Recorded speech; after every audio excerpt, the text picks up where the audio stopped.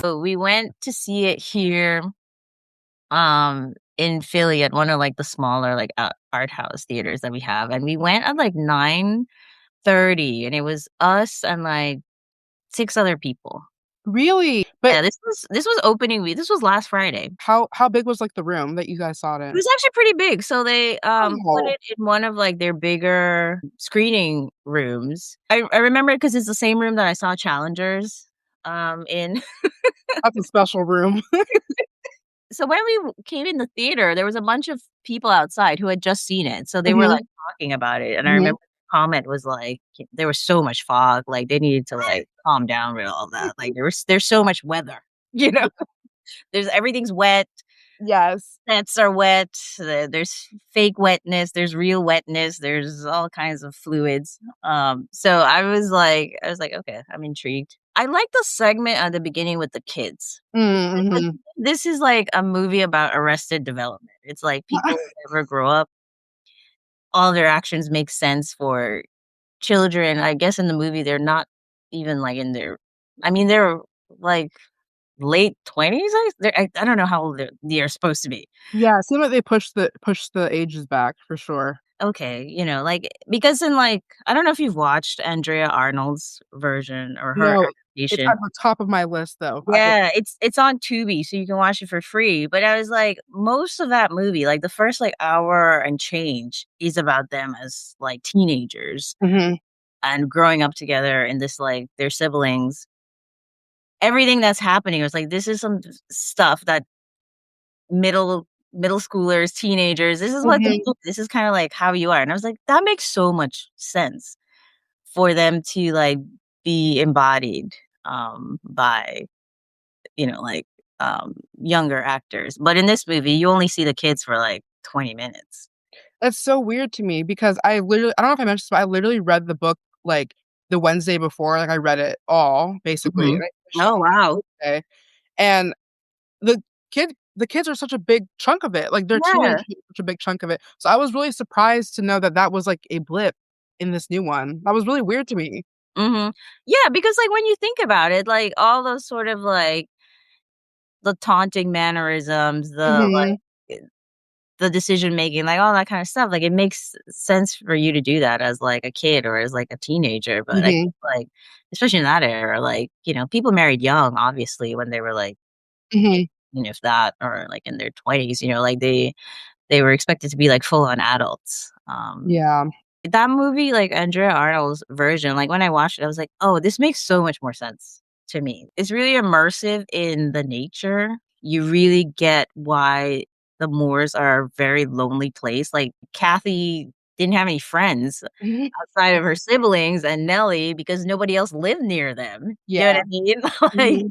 and then this little boy comes along and she has a crush. She kind of has a brother. Like, it's all very like intense. But I don't think you get that in Emerald's version. The sets are so fantastical. They don't feel like set in a real place, even though there's like those exterior shots. But Yeah, I think it feels too, like, colorful and whimsical for you to really get that isolation, that cold, dark, scary feeling, for sure. this movie, it is really about the romance and their And the obsession with. romance was toxic anyway in the book. I just felt like, "Oh god, y'all are making great decisions." I don't know. Do you think they're romanticizing toxicity? And this could segue into our conversation about how it's been marketed. Mhm, Do you think mhm. they're actively romanticizing, like, toxicity? I've been like reading comments, like, and people are like, "Oh my god, I just want someone who's that obsessed with me. Like, I just want someone who's like," but in practice, that Mhm.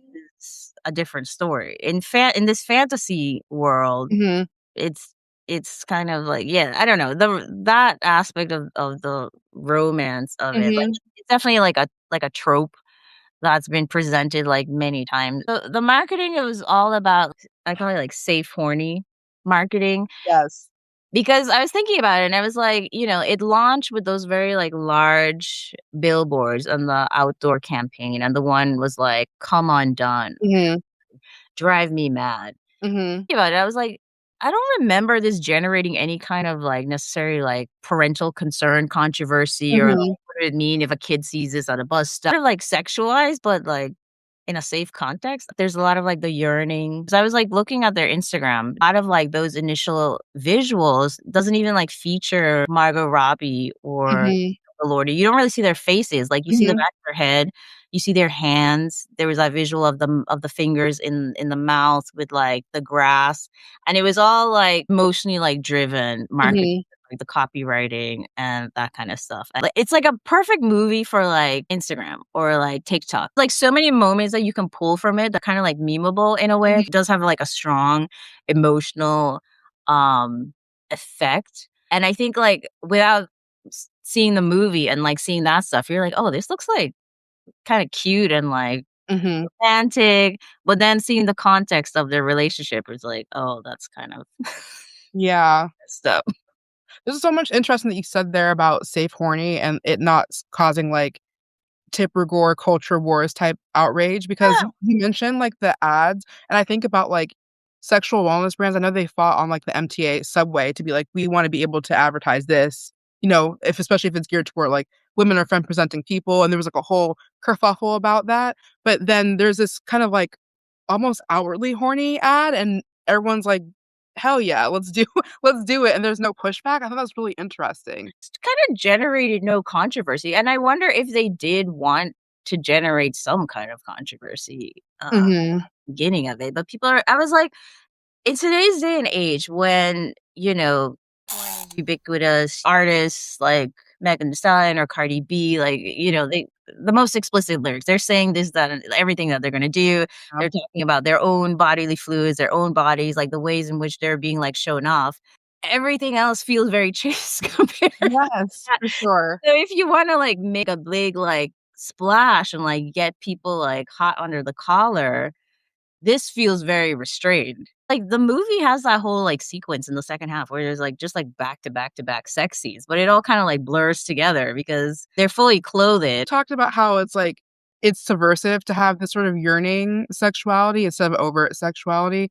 I know that obviously, like, romance, romantasy, period dramas, even, like, audio erotica for women, these are all, like, categories that are popping off, like, in terms of media, so Mhm. definitely tapping into the zeitgeist in a thoughtful way. And I think about, how this movie is kind of perfect for 2026 and kind of like where young people are with their sexuality. Discussions about I don't want like unnecessary nudity or unnecessary sex scenes or anything like that. So this is a movie that has sex, but it's not explicit. Like it doesn't feel like a rated R. Mhm. I don't know how old you are, but for me, I remember like watching things like Wild Things or Basic Instinct, or like that felt like real, like, whoa.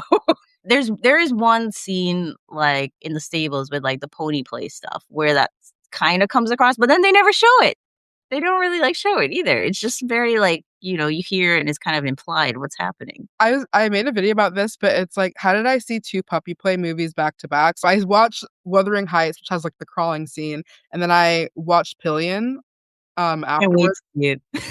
That was interesting. That's, like, a whole 'nother Yeah. conversation. But also too, maybe there's something that we're talking about in the zeitgeist where it's like, we don't just want formulaic P and V sex scene between, like, the romantic leads. You want a little something extra, a little razzle dazzle, you know?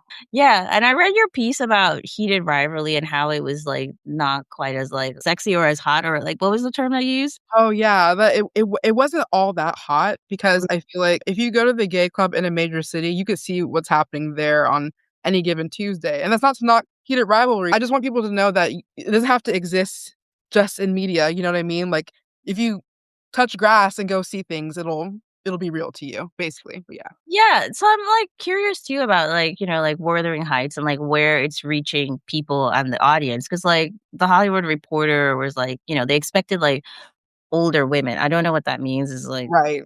to be the primary audience for this movie. Does that mean, like, that's the only people who've, like, read this book or, like, Mm, that is the audience for romantasy or whatever it was?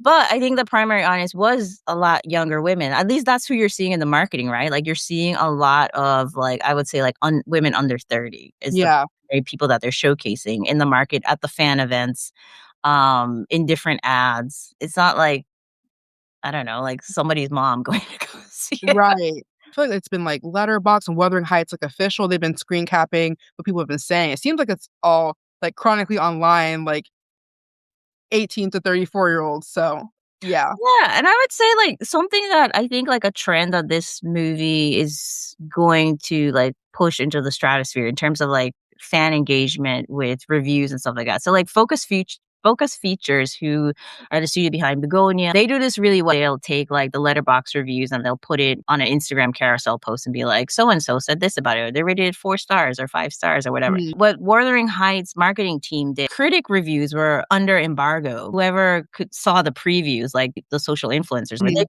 post whatever they want a week before critics would. So all of these, like, like, wonderful reviews came, it's like, "This is the hottest thing ever. It's haunting me forever, blah, blah, blah," Mhm. came out on Twitter and various other platforms. They turned that into a trailer, actually. Mm. This might be, like, the first time that I've seen audience reactions used in a promo trailer before critical reaction. We'll start to see more of that. This article just came out where Margot Robbie's like, "I only think about the audience when I make films. I don't think about what critics say." Oh, that's so Yeah. And I interesting. was like, Context. comes to winning an award, I'm sure you'll care what the critic Well, circles have to say. You know? Like, yes. a lot more films are probably gonna start, like, adopting this because it's much easier to go sort through Letterboxd, find all the five-star reviews, and turn that into an ad, you know? Yeah. And I do think they're kind of controlling the narrative, as always with any kind of influencer outreach. But, you set up this gorgeous meal, and you have the candlelit dinner, and then you have the influencers you get to go to, like, the special Mhm. activation, and people get to see all of that before they get to hear critics run their mouth about anything negative. I think is the perfect play. A few of, like, the marketing partnerships were around, like, fashion stuff, like, they did one with Depop, which I thought was, Mhm. like, nice and smart. They did a big one with Pinterest as well, like, how do you dress like Kathy or Heathcliff? I've been thinking about this a lot, the fashion, how it might you start a trend with people. And they definitely were trying that from the beginning, especially with the stuff with, like, the braids and, like, the one, like, main ad that they did. They did a partnership with, a flat iron company. Oh, I didn't realize that. Yeah, What they did a partnership with Press On Nails. They did every I'm surprised they didn't do, like, a makeup partnership, but a lot of the makeup in the movie was very, like, naturalistic. hold your horses. I feel like ColourPop Cosmetics collaborates with everyone, so just give it a week. We don't know. They might pop out with something.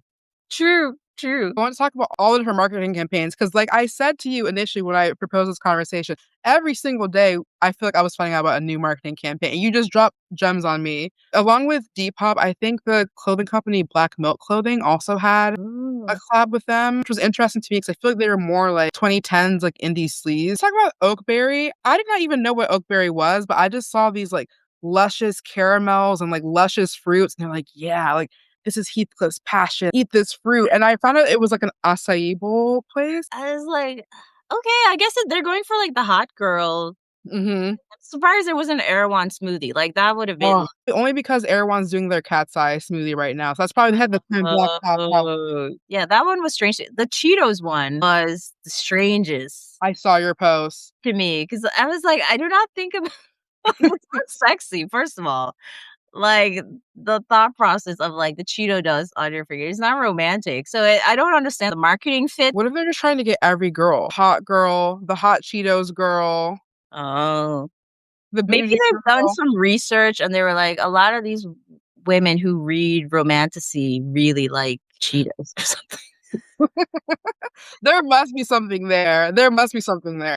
See, they're playing like what do they call it? They're playing 3D checkers right now. We just don't know. Probably. I mean, they really have so much data that, we don't know. And you pointed out the sexual wellness. Yeah, I really thought that was dope because it's not just sex toys, which, I'm coming from a former like sex and dating writer back. I have nothing against sex toys, but I feel like it was cool that they had like body oil and like candle wax in the Wuthering Heights kit. So it's more like not overt sexuality, but like yearning, tactile, fantasy. I thought that was like spot on. And there's a lot of fluids in the movie. There's a lot of Fluids. There's a lot of fluids. I'm thinking about the eggs. the eggs. People have started making memes about the eggs thing. They're like, "Oh, I'll never look at eggs the same." It's fine. We get what it's a metaphorical, like, visual stand-in for, but also are we 12? Like, again, it's like the Safe Horny thing. You know what I mean? I'm just remembering that eggs are a big part of Pillion also. Oh my god, really? Yes, there's a iconic, like, egg visual. Man, Oh man. Okay, everybody's like, okay. try So, like, growing up on eggs. There's that one scene where Heathcliff licks the very weird skin wall. So there's a scene in Bernardo Bertolucci's The Dreamers. Oh, Louis Garrel, I don't know if you've seen this, but it's it's been ages. fantastic movie, a trouble situation. So um Evergreens plays his sister and she makes him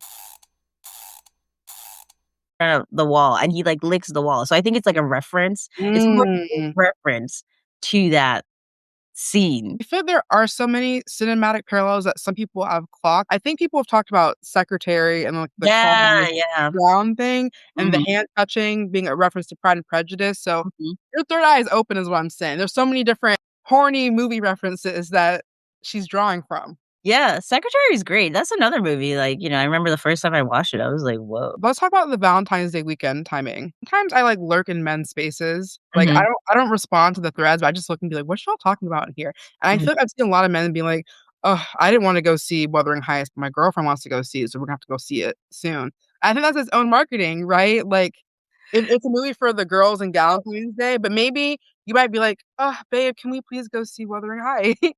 Yeah, like, people have started making, like, those little skits like, "Oh, I don't have Heathcliff at home," or "My boyfriend is like Heathcliff," or whatever. Like, the amount of I'm always, like, fascinated by, like, the content that creators make inspired by movies and Mhm. how that's its own form of, like, earned media marketing. What Emerald Fennell does really well is that, she gets the people talking. Yes, people will pull up to hate watch. Wrote a really great piece about this with All's Fair. Mhm.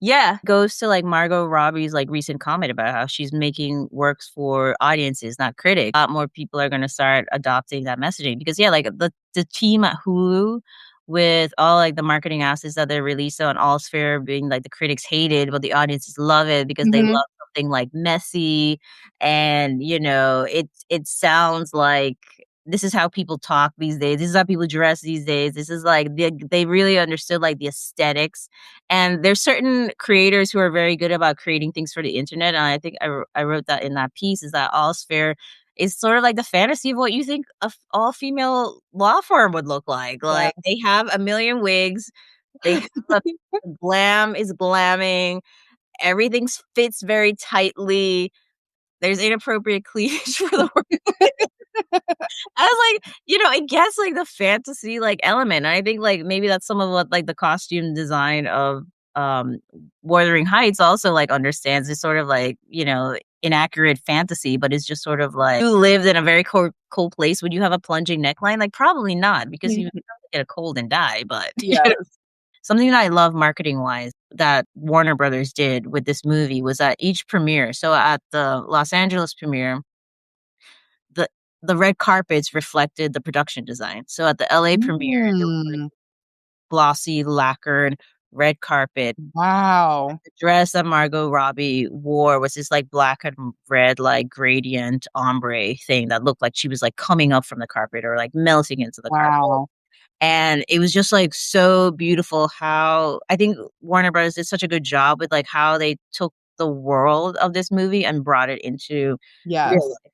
So at the London premiere, it was more like the setting of the red carpet was all mossy, it was about, Mhm. like, the Moors themselves, like, Margot wore this dress that was made out of hair that referenced the intro credits with, like, Yes. lights made with Getting hair. chills. I also remember that it rained that night too. I Yeah, remember. yeah, so it was, like, perfect. After watching the movie and then looking at the marketing collateral afterwards, I was like, "Oh, this all makes, like, so much more, like, sense now." And there was, like, even, like, a scene in the movie where Kathy wears this sort of, like, choker that then Margot wore, like, a bracelet that was owned by Emily Bronte, I think. Wow. That was also, like, made of her sister's hair. It was, like, really interesting. So I love how they took so much inspiration from the movie, brought it into real life, and then they did these great fan events. They were, like, these influencer dinners or something, and people sort of, Yes. like, dressed up, and they were inspired by the era, and they had, like, this fun, like, dinner party. I saw the carriages. I low key was jealous. I wanna see a carriage.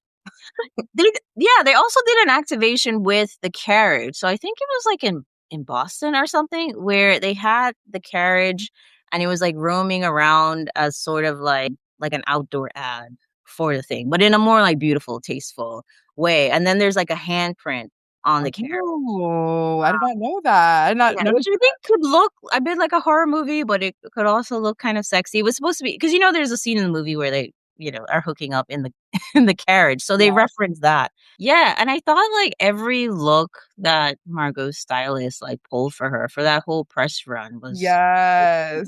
like wardrobe for the press tour was like better than Kathy's wardrobe in the movie. Well, I was just thinking, you talked about how Margot was like, "Okay, I don't care about the critics. I'm making movies for the audience." She's a phenomenal actress, but she herself is a great marketing tool because those outfits on the red carpet are always gonna eat. I'm thinking about the Barbie press tour. I don't even remember what she wore for the Birds of Prey press tour, but she was fully in her Harley Quinn mode. She's so good for this. And I think, like, another great thing that, Margot and Jacob Stylish did was coordinate their outfits sometimes. Yeah. Like, they really look like a pair. A decade or more ago, 2 decades ago, the woman on the red carpet always looked beautiful, but the men were kind of like an afterthought. But I thought it was so nice because, like, the whole point is that their souls are connected and they're a reflection of each other and whatnot. So, like, the wardrobe that they wore in the press shirt being so coordinated too was also like a really smart. Curious to see like which other movies kind of like pick up on doing that for their like male and female stars. At the risk of sounding horny and not professional, I just feel like Jacob Elordi is a great canvas. I know he's tall. You can't really go wrong with that. Partner. It's not my fault that he's built and he's sample size. That's not my fault. It's his fault. But, like, another really great activation that they did to bring the world of the movie into real life was the Airbnb, experience, where you could basically go and stay in a version of Kathy's, like, skin room, and Yes. I love the ad for it because the ad is basically, like, a woman opening a door and, like, she's in her boyfriend's apartment, and she's opening a door to it, and she's seeing, like, all the messy things that men have in their apartment. The Airbnb room, like, transports her to a more, like, romantic luxurious experience, but I thought it was, like, so well edited, and it really communicated very well kind of, like, the intention of the marketing and of the movie to just be, like, transportive and, like, you understand, like, Kathy growing up in that sad house versus going over to the Linton's house, which is Mhm. so it has everything. I just have a sick curiosity. I wanna see the skin wall. I'm so like the skin room confounds me because it's like, it's Edgar's gift to Kathy, and he was like, "Oh, I recreated your skin perfectly, even down to your mole." Mhm.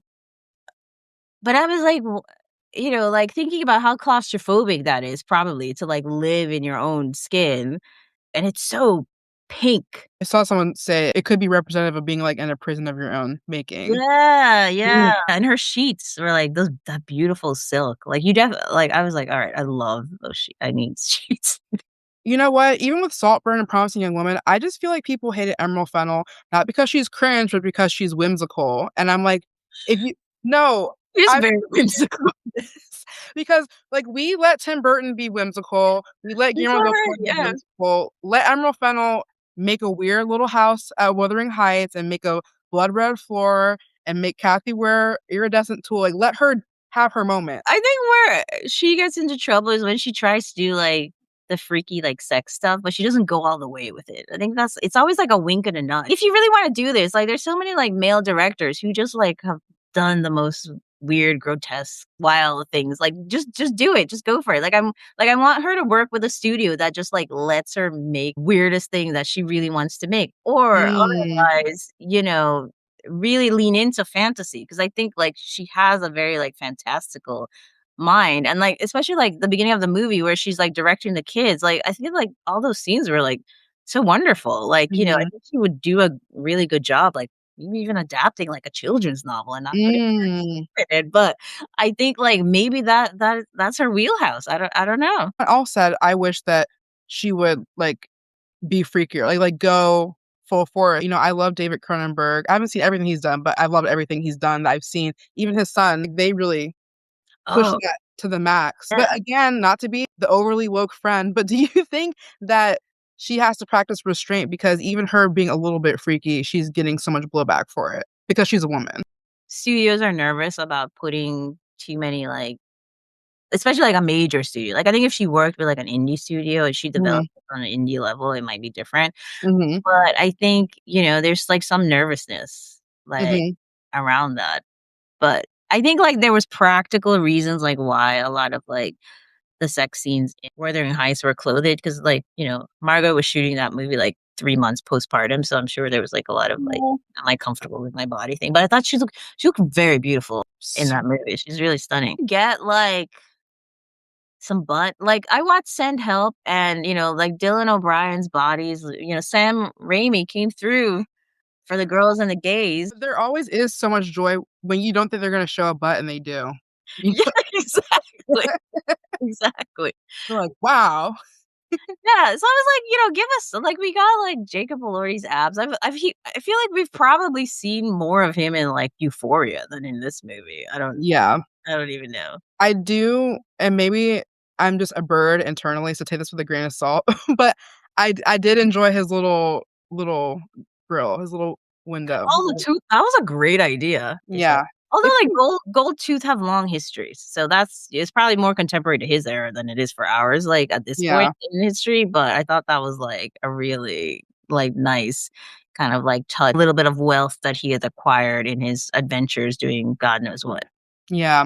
But see, if I adopted this, his mouth would be full of golds and diamonds at that point. Another marketing thing that they did, the matching signet rings Oh. that, Margot had made for her and Jacob Elordi that they debuted on the red carpet. Like, I would say the only, like, downside of this movie sort of, like, marketing was, like, the press stuff where they try to go a bit too far with, like, the actors in real life having, like, a Mm. weird codependent, obsessive relationship with each other, and everybody's like, "What are you talking about? You're married." Like Like, it did seep into the consciousness of some older people who couldn't see through it. Like, I haven't seen comments being like, "Wow, Margot's so obsessed with Jacob. Her husband must be sad." And I think all of us who are chronically online are like, "Oh, they're just playing because they have to sell a movie." Well, that's the thing. It's like it didn't come across as like we were so aware of it as a marketing thing because it Yeah. didn't come across as like, oh, they have like authentic energy that people read into. I think that was the mistake. They were trying to project out a story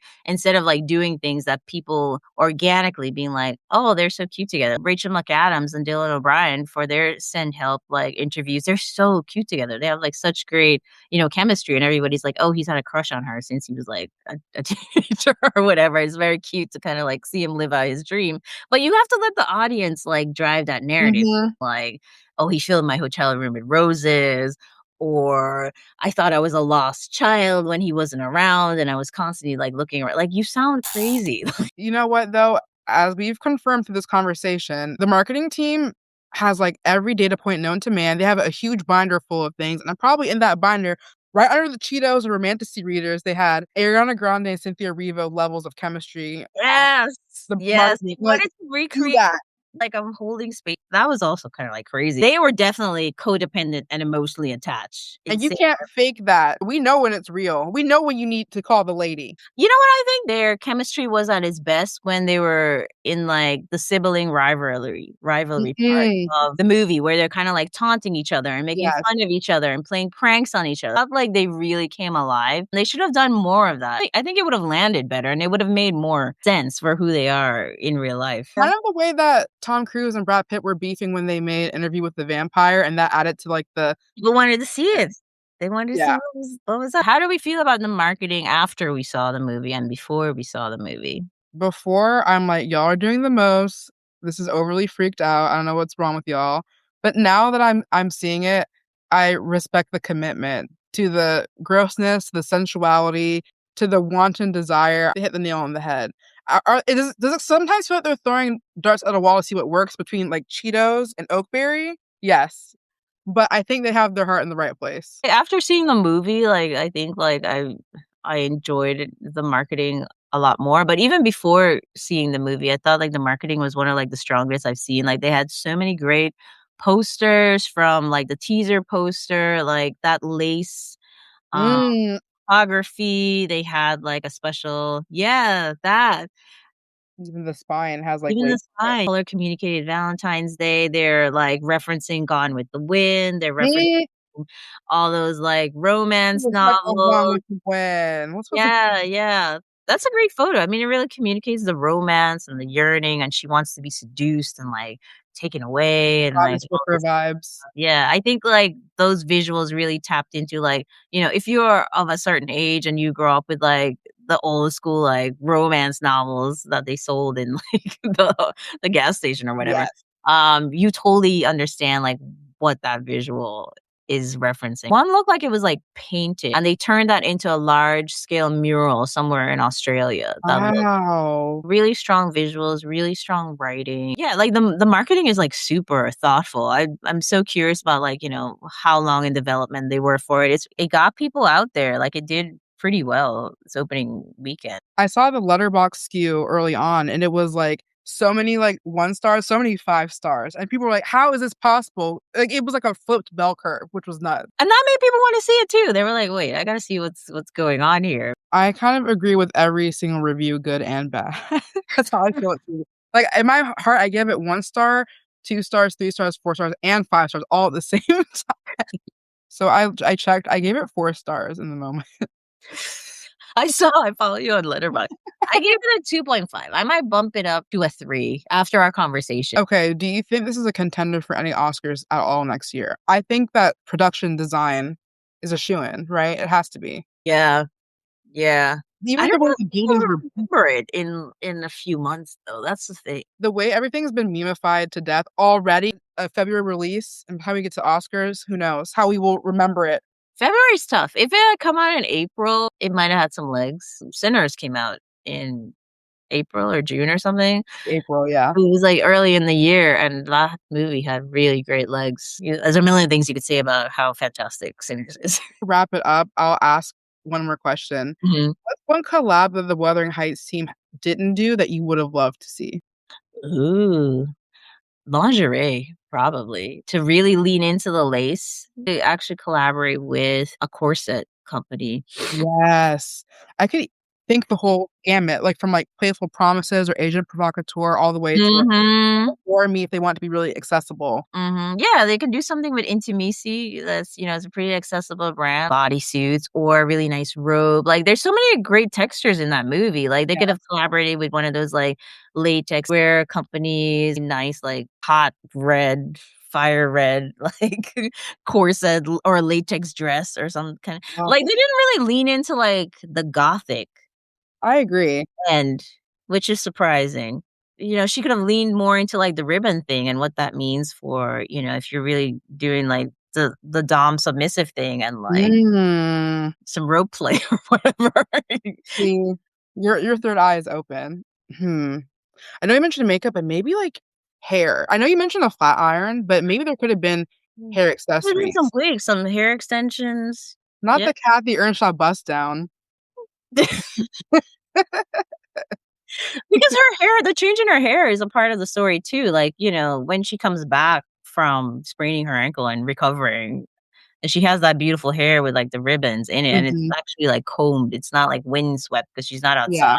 To me Maybe, like, claw clips that had, like, this lace pattern would have been cute, like, oh, that would've been cute. this kind of Yeah. lace pattern. Maybe, like, tinsel if you love tinsel extensions. Ooh, That would have been cute. yeah. Oh, a hairbrush. I feel like that feels very, Oh, like, hairbrush would've old been school, sensual. yeah. Well, I just wanna say thank you so much for talking to me about this. In general, I was so excited to talk to you because 'cause you're always, like, on it. You're like a wealth of knowledge when it comes to movie marketing, so, like, this is Yeah. a joy, truly. It's a fun, aspect of things to tune into. I feel like movies have gotten, like, a lot more, like, creative, and they have to because the attention economy is what it is, and you have to, put a lot of stuff out there.